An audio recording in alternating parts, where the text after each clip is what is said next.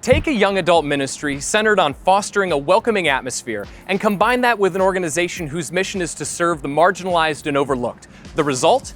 A powerful testimony of faith, fellowship, and hope, aptly stationed on Hope Street in Los Angeles. We're spending some time with those who serve the underserved at the St. Francis Center with the young ministering adults of St. Monica Catholic Community.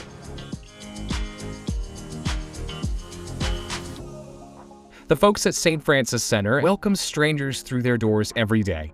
They bring security, support, and community to those who need it most. Could y'all tell us a little bit more about what the events are and the programs are specifically here? What's the ministry like? So St. Francis from the 12th century, so we try to do everything that he tried to do in the 21st century, you know? Feed, serve, and walk with the poor as a community. LA, it's a very, vulnerable area, especially for our unhoused guests right now. So this what we're doing right now in the morning, we're setting up for a breakfast program where our guests get to sit down and enjoy a hot meal. And we get to be a part of that along with the volunteers that come and help us out.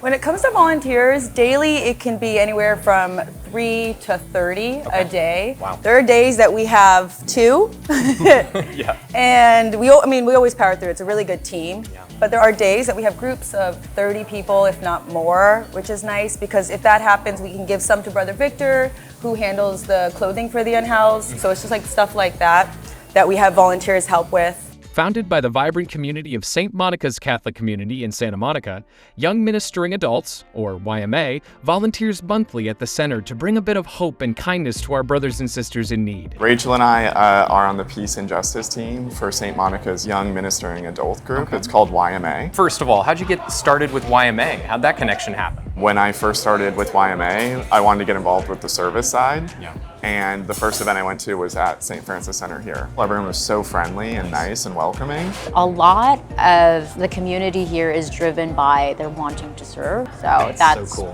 What really drew us here. And so we'll put on an event for St. Francis Center once a month. And that's usually the first Saturday of the month where we come and do a hot breakfast for them. And it's just one of the arms that we're doing here at St. Francis to bring the young adult community closer to the community. Yeah. So it's something that has been going on from St. Monica, I would say, for over 40 years now. And you just really see that people are like giving so much of their just like time and support to others. It's made me want to be more compassionate. It's something that I've been longing for, was a sense of community. St. Francis is actually one of the events that kept me at St. Monica. It's not just about going to church. You actually have to see what the faith does to the world and for the world. So that is so beautiful. Lord, make me an instrument of your peace. Where there is hatred, I must sow love. Where there is injury, pardon. Where there is darkness, light. It sounds like you all really love the work you're doing. What about the work really draws you here? For me, it's the guests. The unhoused guests are my favorite part of the day. Getting to connect with them, getting to just brighten their day in the tiniest way of knowing their coffee order. You know, I have certain bags that I have ready with donuts that certain guests like. Oh, nice. And just little things that just make people feel like they belong, that they're welcome, that they're wanted is like easily my favorite part of the day. Saturday mornings, you'll get a different crowd, but there are some people that are like regulars, you would say. So you see them most Saturdays. Sure. There was a table where like people were making drawings of different staff members and like, well, they're pointing, they're kind of making them like funny. And then so like one time like the guy looked at me and then he starts like making a portrait of me. Someone here was just telling me last week that they like just finished their mechanics school and like I remember like when he went to school a year ago and then just like I think just listening to them and having them share it with someone and like being really enthusiastic for them and supportive. I feel like I get more from them than whatever they get from me. It's funny how the more you give, the more you receive. Yeah. Don't you worry. They made sure I got first-hand experience right alongside them. Table 1. Gonna be serving table 1 today. And I have to say, there's something rewarding about being able to brighten up somebody's day, even if just for a few moments. Have a good day. Every Christmas we partner with the cathedral that helps us sponsor families for them to get Christmas gifts. And I remember when I was a kid, I got gifted this really big monster truck as a kid, and it was like the best thing that I ever received.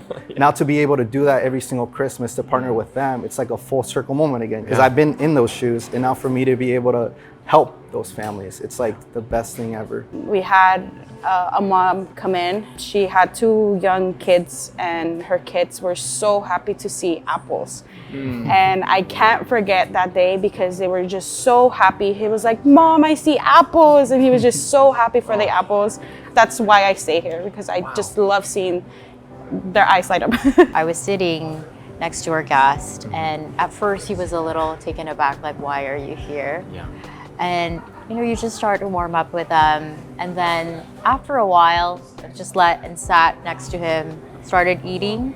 He was like, "Yeah, I'm having a bad day," and then he started talking about thoughts that may cost his life, but did not say anything, and I just started listening to him.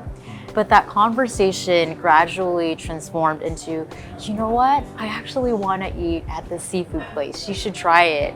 And then that conversation started to become light. With me barely even bringing up anything, it's just more of like offering an ear to him. He was talking about suicidal thoughts at the start, and it became, "Oh, I do want to try this restaurant. This is one of the things that I ate with my friends. I remember how it tasted so good." And you could just see like how their faces light up at that moment.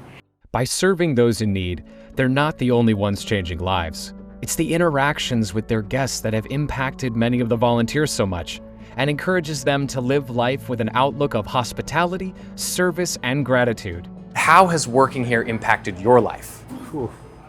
That's a really big question. That's a big one. I was just talking to my coworker yesterday how one of our guests was an interior designer, and she had everything that she wanted. She had a big house, she had luxuries, and she's now here, which is not a bad thing, but just thinking about it, it's like you could be at the top and then all of a sudden you're down here, and it's just very eye-opening in that aspect. We can take a lot of things for granted, even as a meal, So every time that I eat, I try to pray every single time that we do that, because I know people that when they come here, it's their only meal of the day.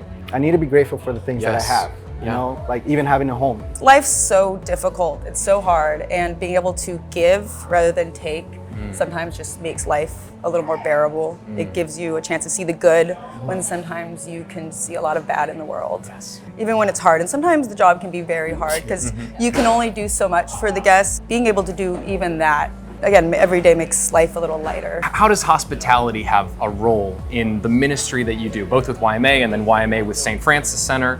Why is hospitality important? I think what we want to do is make sure that people feel love and support. I think what's missing for a lot of these people is that they're lacking that love in their lives. A lot of them just want to be seen, want to be heard.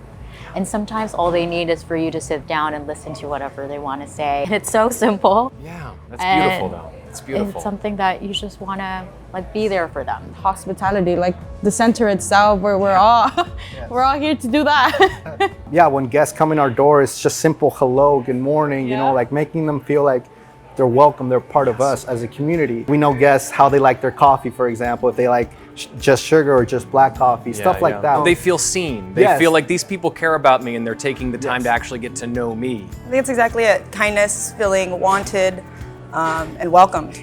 That's our goal here, and I think the entire team goes out of their way to make sure that everyone feels like they belong here, because they truly do.